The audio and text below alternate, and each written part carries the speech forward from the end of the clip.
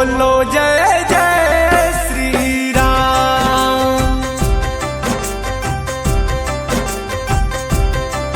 भारत में आए मेरे प्रभु राम, बोलो जय जय श्री राम। हो मेरे दिल के धड़कन में है प्रभु राम, बोलो जय जय श्री राम।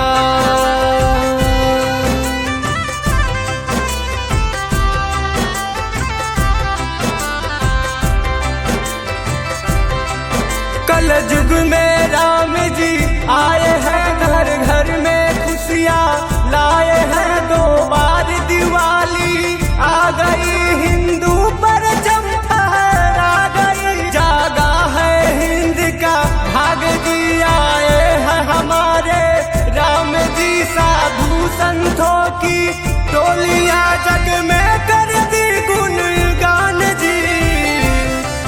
भारत में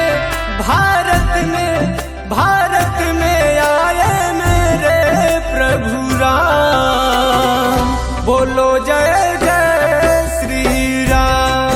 हो हम सबके प्यारे हैं प्रभु राम, बोलो जय जय श्री राम।